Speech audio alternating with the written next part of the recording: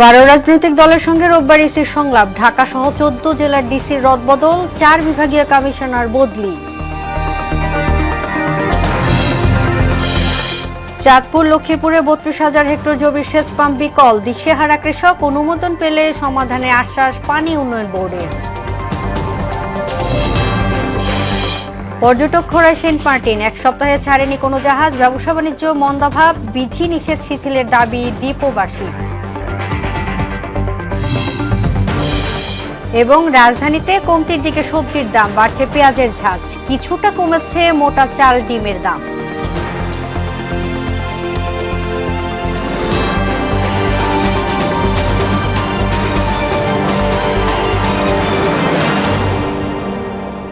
আসসালামু আলাইকুম, সবাইকে মোহনা সংবাদে স্বাগত। শুনছিলেন শিরোনাম, পুরো সংবাদের সঙ্গে আছি আমি তাজরিন নাহার মুক্তি।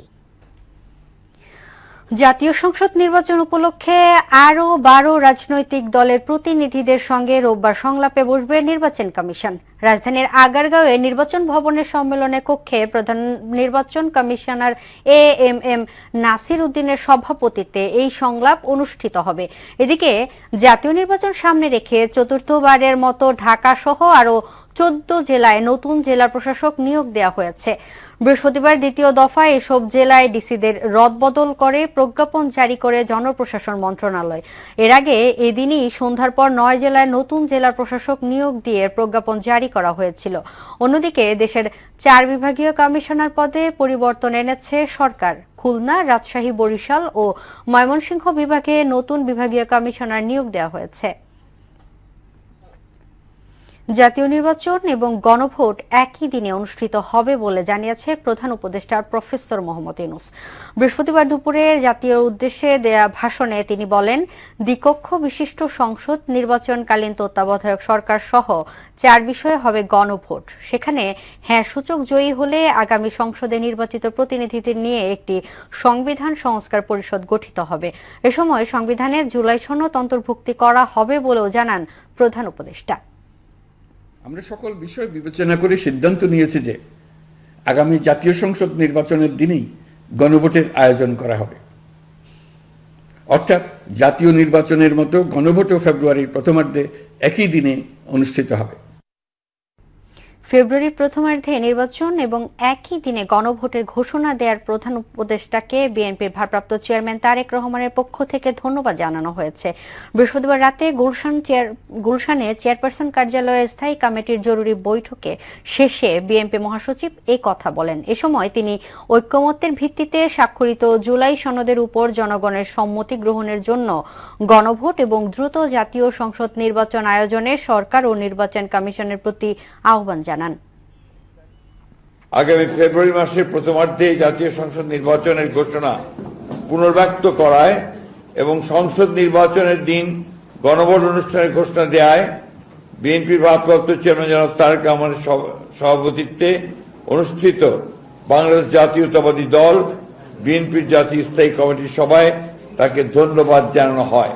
জনগণের সম্মতি গ্রহণের জন্য গণভোট অনুষ্ঠানের এবং যথাশীঘ্র জাতীয় সংসদ নির্বাচন আয়োজন করার জন্য সরকার ও নির্বাচন কমিশনের প্রতি আহ্বান জানানো হয়।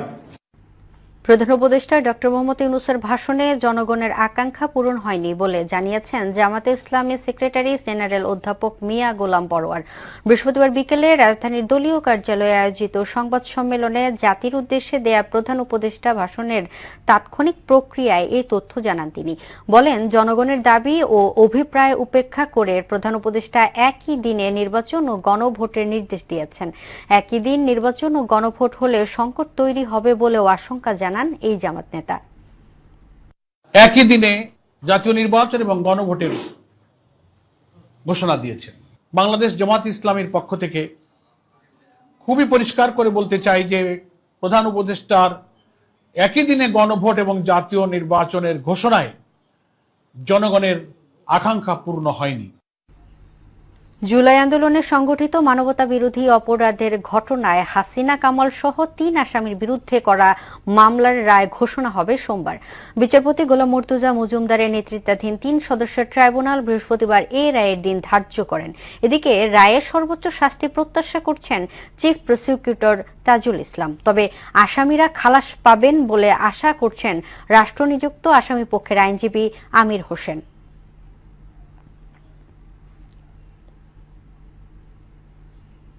চট্টগ্রাম বন্দরে নিউ মুরিং কন্টেইনার টার্মিনাল পরিচালনায় বিদেশি কোম্পানির সঙ্গে চুক্তির চলমান প্রক্রিয়া কেন আইন বহির্ভূত ঘোষণা করা হবে না এই মর্মে জারি করা রুলের চূড়ান্ত শুনানির জন্য 19 নভেম্বর দিন নির্ধারণ করেছে হাইকোর্ট।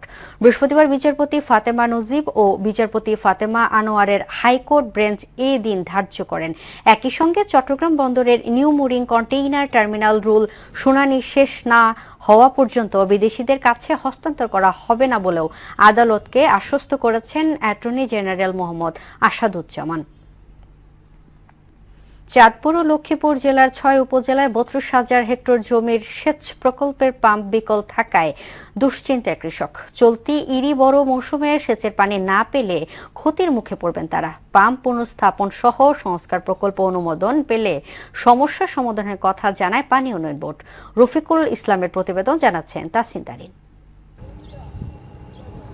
1978 সালে শুরু হয় চাঁদপুর সেচ প্রকল্পের কার্যক্রম। চাঁদপুর ও লক্ষ্মীপুর জেলার 6টি উপজেলায় আবাদযোগ্য জমিতে সেচ, বন্যা নিয়ন্ত্রণ ও নিষ্কাশনের মাধ্যমে আধুনিক পদ্ধতিতে উৎপাদন বাড়ানোই ছিল প্রকল্পের মূল লক্ষ্য। চাঁদপুরের সেচ প্রকল্পের অভ্যন্তরে 32,000 হেক্টর জমিতে বোরো ও আমন ধান চাষ হয়।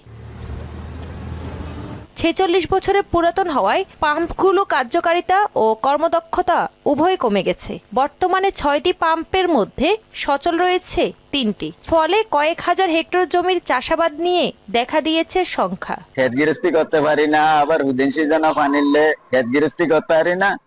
এই কারণে আমরা ফসল মার যায়, বছর বছর আমরা মার খাই। ঠিক মতন যদি পানি না হয় তাহলে আমরা মনে করি না এই ধান ফসল হয় না, আর পানি যদি ঠিক মতন হয় তবে আমফার ফসল। ধানে যদি আপনারা পানি না দেয় তো গত বছর একবার মার খাইছি, এইবারও যদি আমরা কিস্তি মিস্তি লইয়া এটিয়া হইসা যদি আবার ওইবারও মার খাই তাহলে আমরা যাবো কই। এমন পরিস্থিতিতে সেচ কাজের পাম্পগুলো পরিবর্তন করা জরুরি হয়ে পড়েছে বলে মনে করছেন কর্মরত পাম্প অপারেটররা। বর্তমানে পাম্পগুলোর যে অবস্থা, সেচ কাজের ভীষণ অসুবিধা।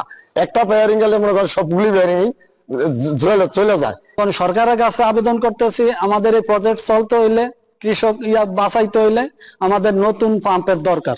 পানি উন্নয়ন বোর্ড বলছে পাম্পগুলো সংস্কারের জন্য 236 কোটি টাকার একটি প্রকল্প পরিকল্পনা কমিশনে দেয়া হয়েছে। প্রকল্পটি অনুমোদন হলে পাম্প ও অন্যান্য যান্ত্রিক বৈদ্যুতিক স্থাপনাগুলো পরিবর্তন করা হবে। এগুলো পরিবর্তন করার জন্য 236 কোটি টাকার একটা প্রকল্প পরিকল্পনা কমিশনে প্রেরণ করেছি। প্রকল্পটি অনুমোদন হলে আমরা এই পাম্প ও অন্যান্য যান্ত্রিক ও বৈদ্যুতিক স্থাপনা পরিবর্তন করতে পারবো। আর এগুলো পরিবর্তন করা হলে সেচ ও নিষ্কাশন কাজ নিরবিচ্ছিন্নভাবে পরিচালনা করা সম্ভব হবে। দ্রুত নতুন পাম্প স্থাপনের মাধ্যমে সমস্যার সমাধান হবে বলে দাবি কৃষকদের। তাহসিন তারিন, মোহনা সংবাদ। পর্যটক খরায় ফাঁকা Saint Martin. Cox's Bazar Saint Martin নৌরুটে 2টি জাহাজ প্রশাসন চলাচলের অনুমতি দিলেও গেল এক সপ্তাহেও ছাড়েনি কোনো জাহাজ। ফলে ব্যবসা বাণিজ্য না জমায় আর্থিক সংকট বেড়েছে দ্বীপে। দ্বীপবাসীর দাবি বিধিনিষেধ শিথিল করা না হলে সংকট আরও বাড়বে।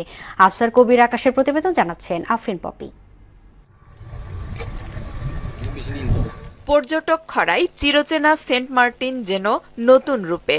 নেই কোনো ভিড়, ফাঁকা হোটেল মোটেল, রেস্টুরেন্ট আর জনশূন্য সৈকত, যেটিতেও নেই জাহাজের হুইসেল। সবখানেই যেন শুনশান নীরবতা। পর্যটকের আনাগোনা না থাকায় ব্যবসায় মন্দাভাব। আগে 4 মাস ব্যবসা করে সারা বছর সংসার চললেও এখন মাত্র 2 মাসের আয়ে টিকে থাকা কষ্ট হচ্ছে বলে জীবিকার খোঁজে দ্বীপ ছাড়তে বাধ্য হচ্ছেন অনেকেই। 9 মাস ব্যবসা বন্ধ থাকার পরে এলাকার মানুষগুলি অনাহারে দিন কাটাচ্ছে। পর্যটনের কারণে অনেক কষ্ট আছে।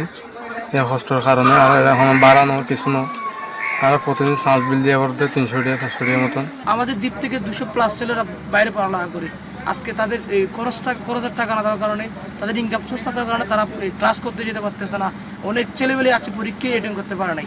আগে অক্টোবর থেকে পর্যটক আসা শুরু হলেও বিধিনিষেধে থেমে গেছে আনাগোনা। এবারও নভেম্বরের শুরুতে ভ্রমণ উন্মুক্ত হলেও জাহাজ চলাচল না করায় দেখা নেই পর্যটকের। সেন্ট মার্টিনে হোটেল, মোটেল ও রেস্টুরেন্ট মিলে 2 শতাধিক ব্যবসা প্রতিষ্ঠান থাকলেও চরম মন্দায় মালিকরা। গত 3 বছর ধরে মানে এত পরিমাণ লোকসানের মধ্যে আছে যেটা আসলে ভাষায় প্রকাশ করার মতো না।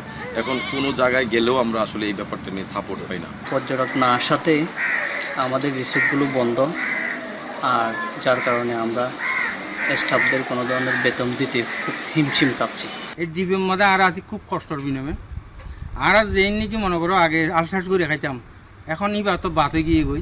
এমন বাস্তবতায় দ্বীপের মানুষজন খুব কষ্টে দিন যাপন করছে জানিয়ে সেন্ট মার্টিন ইউনিয়ন পরিষদের চেয়ারম্যান বলেন, সাগরে মাছ না ধরা পড়ায় জেলেরাও কষ্টে আছে। সেন্ট মার্টিনবাসী দিন দিন অনাহারে বুক করতেছিল। এখন অনেক লোক টেকনাফ, কক্সবাজার চলে আসে ব্যবসা করার জন্য, অটো চালার জন্য। কেন সেন্ট মার্টিন ব্যবসা বাণিজ্য হয় নাই, এজন্য 8 বর্গ কিলোমিটার আয়তনের সেন্ট মার্টিন দ্বীপে প্রায় 10,000 মানুষের বসবাস। আফরিন পপি, মোহনা সংবাদ। রাজধানী বাজারে 2 সপ্তাহের ব্যবধানে পেঁয়াজের দাম কেজিতে 30 টাকা বেড়ে বিক্রি হচ্ছে 100 থেকে 120 টাকা। পেঁয়াজের পাশাপাশি কেজিতে 3 থেকে 5 টাকা বেড়েছে আলুর দাম। প্রতি কেজি আলু এখন 25 টাকায় বিক্রি হচ্ছে। বাজারে ফার্মের মুরগির ডিম ও মোটা চালের দাম কিছুটা কমেছে। এদিকে বাজারে শীতকালীন বিভিন্ন ধরনের সবজির সরবরাহ বেড়েছে, ফলে সার্বিকভাবে সবজির দাম এখন কমতির দিকে।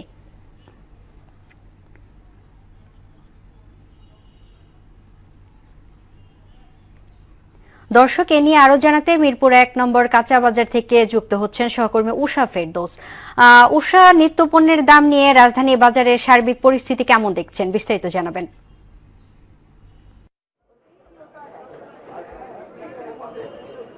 মুক্তি, আসলে হচ্ছে শীতকালীন সবজির যে সরবরাহ সেটা কিন্তু অনেক দিন থেকে বেড়েছে এবং বাড়ছে। তখন হচ্ছে দাম কমেছে সরবরাহ, কিন্তু কালকের যেই লকডাউনের প্রভাবে যে রাজধানীতে বাজারে হচ্ছে সবজি সরবরাহ কমেছে কিংবা হচ্ছে আসতে পারে না গাড়িগুলো, সেই অজুহাতে হচ্ছে দাম আবার বেড়েছে। তবে এই দাম বৃদ্ধিটা হচ্ছে 2-1 দিনের মধ্যে আবার কমে যাবে বলে জানিয়েছেন ব্যবসায়ীরা। যেমন হচ্ছে যে সবজিগুলো শীতকালীন যে সবজিগুলো ফুলকপি, বাঁধাকপি, এগুলো হচ্ছে 30 থেকে 40 টাকার মধ্যে প্রতিটি কেনা যেত, কিন্তু আজকে সেটি 60 টাকা পর্যন্ত বিক্রি হচ্ছে। এবং বেশিরভাগই সবজি, করলা, বরবটি, পটল, ঢেঁড়স সবগুলি হচ্ছে 100 টাকার ঘরে। কারণ হিসেবে তারা বলছেন যে এই 2 দিন, গতকাল এবং আজকে হচ্ছে যে গাড়িগুলোতে সবজি সরবরাহ করার কথা, সেই গাড়িগুলো হচ্ছে পর্যাপ্ত না, এই জন্যই হচ্ছে দাম সবজির বেড়েছে। তবে চালের বাজারে কিন্তু স্বস্তি রয়েছে, কারণ হচ্ছে চালের এখন পর্যাপ্ত সরবরাহ আছে, নতুন চাল এসেছে এবং হচ্ছে আমদানিও সরবরাহ ঠিক আছে, এর জন্য চালের বাজারটা এই মুহূর্তে স্থিতিশীল আছে। আবার ডিমের বাজারও হচ্ছে মোটামুটি স্থিতিশীল আছে, 120 থেকে 30 টাকায় ডিমের ডজন বিক্রি হচ্ছে। আর অন্যান্য মাংসের বাজার যদি বলি, মাংসের বাজার হচ্ছে গরু এবং খাসি আগের দামে বিক্রি হচ্ছে। গরু 800 থেকে 750 থেকে 800 টাকার মধ্যে বিক্রি হচ্ছে এবং হচ্ছে খাসি 1200 টাকায় বিক্রি হচ্ছে।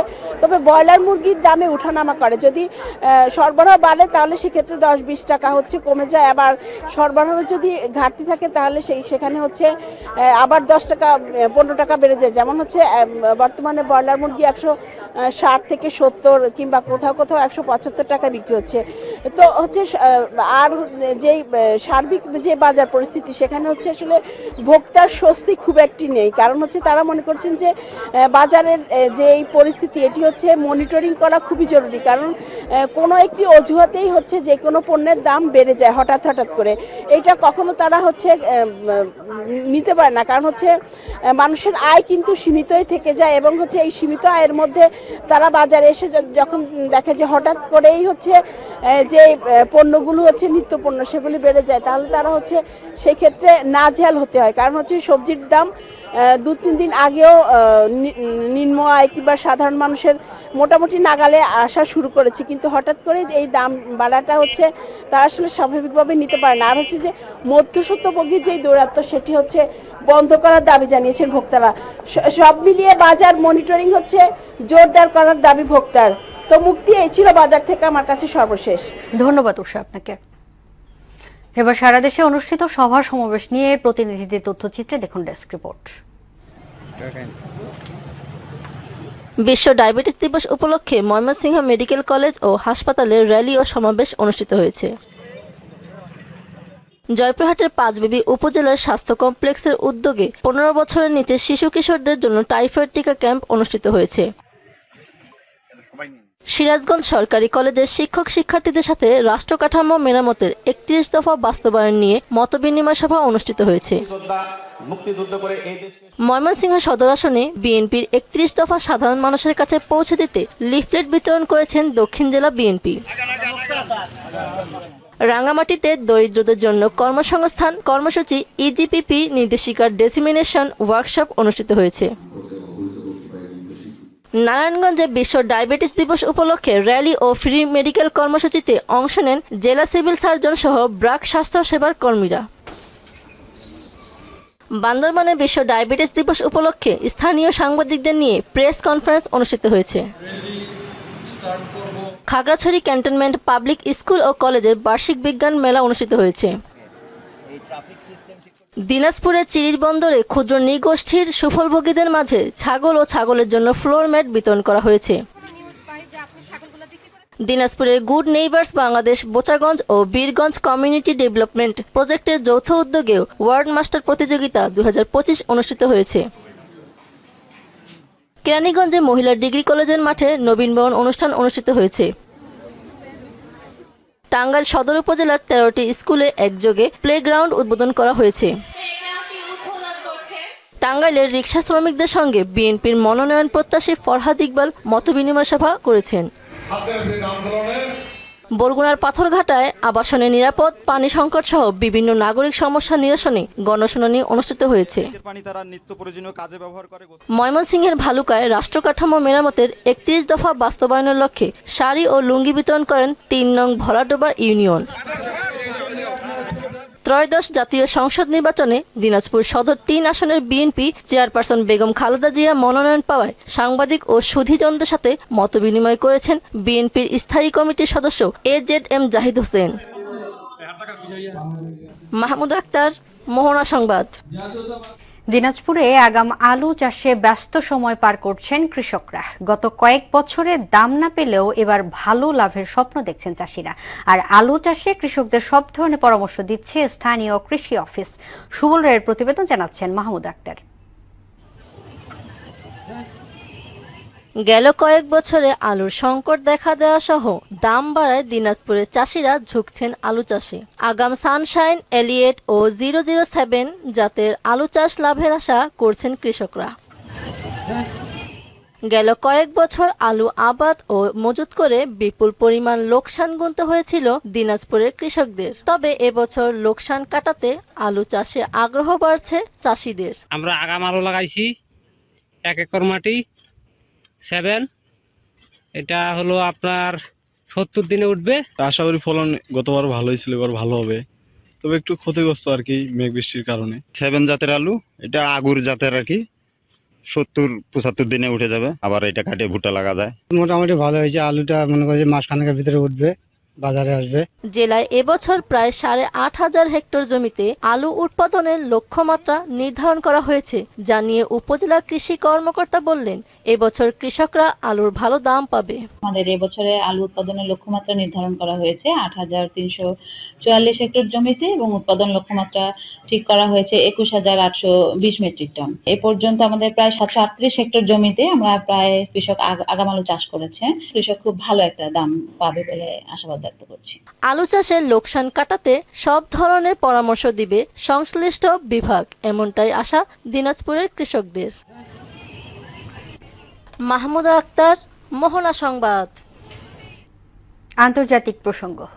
প্যানোরামা অনুষ্ঠানে মার্কিন প্রেসিডেন্ট ডোনাল্ড ট্রাম্পের বক্তৃতার সম্পাদিত অংশ নিয়ে ভুল ধারণা সৃষ্টির জন্য ক্ষমা চেয়েছে বিবিসি। তবে মানহানি ও ক্ষতিপূরণ দেওয়ার দাবি প্রত্যাখ্যান করেছে তারা।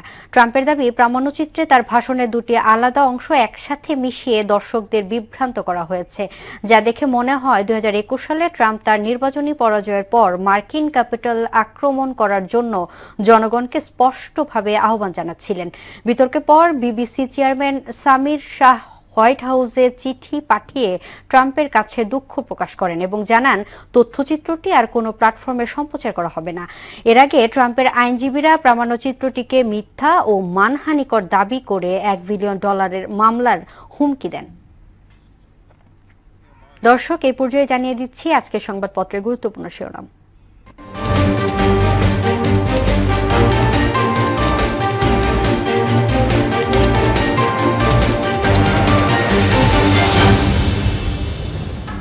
দর্শক, প্রথমে আমার হাতে আছে প্রথম আলো শিরোনাম করেছে শেখ হাসিনা বিরুদ্ধে করা মামলার রায় সোমবার। ঢাকায় করা নিরাপত্তা, পদ্মার ওপারে মহাসড়ক অবরোধ, জাতীয় নির্বাচন ও গণভোট একই দিনে।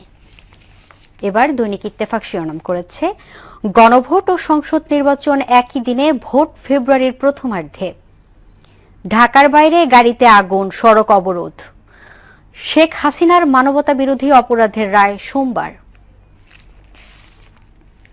সমকাল শিরোনাম করেছে সব পক্ষকে তুষ্ট করে আদেশ, বিকেলে কঠোর সমালোচনা, রাতে স্বাগত জানালো বিএনপি। রাজধানী ফাঁকা, প্রভাব পড়েছে সারা দেশে। বাংলাদেশ প্রতিদিন শিরোনাম করেছে সংসদ নির্বাচনের দিনই গণভোট, ঐক্যে জয়, বিভক্তিতে ক্ষয়। প্রধান উপদেষ্টাকে ধন্যবাদ, স্থায়ী কমিটির বৈঠক। যুগান্তর শিরোনাম করেছে জাতির উদ্দেশ্যে ভাষণে প্রধান উপদেষ্টা, নির্বাচন ও গণভোট একই দিনে। জুলাই আন্দোলনে মানবতা বিরোধী অপরাধ, মাস্টারমাইন্ড শেখ হাসিনার মামলার রায় 17 নভেম্বর। গণভোটে 4 প্রশ্ন 1 উত্তর, বিশ্লেষকরা বলছে বিভ্রান্তিকর। এবং সর্বশেষ দ্য ডেইলি স্টার শিরোনাম করেছে referendum polls on same day, PR for upper house. Charter's legal basis in doubt as order signed by fascist NCP. ICT wants it November 17 for verdict in case against Hasina. এই ছিল সংবাদপত্রের গুরুত্বপূর্ণ শিরোনাম। শেষ করব মোহনা সংবাদ, যাবার আগে শিরোনামগুলো দেখে নিচ্ছি আরও একবার।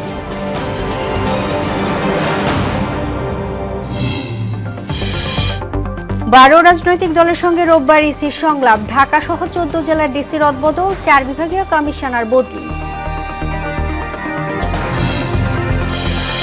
চাঁদপুর লক্ষ্মীপুরে 32,000 হেক্টর জমির সেচ পাম্প বিকল, দিশেহারা কৃষক, অনুমোদন পেলে সমাধানে আশ্বাস পানি উন্নয়ন বোর্ডের। পর্যটক খরায় সেন্ট মার্টিন, 1 সপ্তাহে ছাড়েনি কোনো জাহাজ, ব্যবসা বাণিজ্যে মন্দাভাব, বিধি নিষেধ শিথিলের দাবি দ্বীপবাসীর। এবং রাজধানীতে কমতির দিকে সবজির দাম, বাড়ছে পেঁয়াজের ঝাঁজ, কিছুটা কমেছে মোটা চাল ও ডিমের দাম।